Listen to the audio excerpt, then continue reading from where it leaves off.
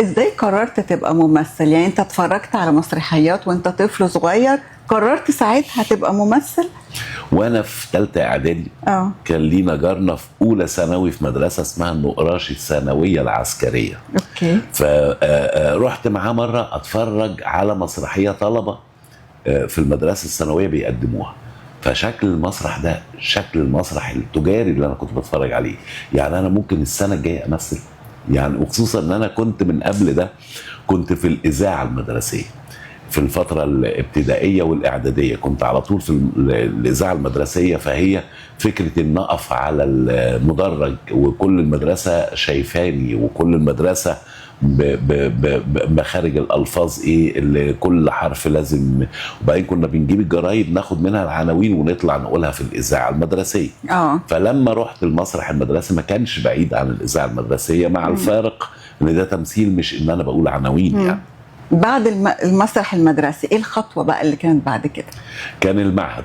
يعني كان فرق الهواة الاول، يعني احنا المسرح المدرسي ده اثناء الدراسه. لكن من خلال المسرح المدرسي تعرفت على زمايلي اللي في المدرسه اللي بيشتغلوا في فرق الهواة، اصول ثقافه، نوادي، مراكز شباب، احزاب، اي مكان كان بيقدم لنا خشبه مسرح كنا بنعمل معاه مسرحيه.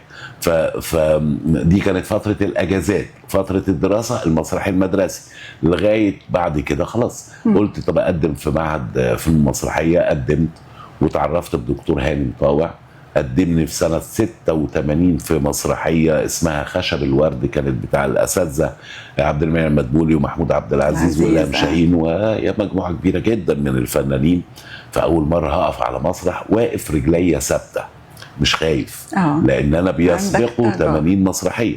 80 مسرحية في فرق الهواة. فواقف رجليا ثابتة. فالحمد لله يعني المسرحية نفسها نجحت، ومن خلال المسرحيه بقى مخرجين ومنتجين يشوفوني في العرض فيقدموني في اعمال تانية في السينما يعني او في الفيديو او كده.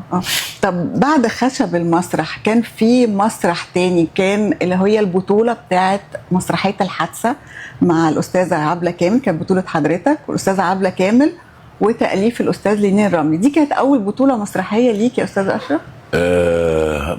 لو استثنينا ولا قبليها كان في حاجه؟ فرق الهواة. فرق الهواة كتير بطولات يعني.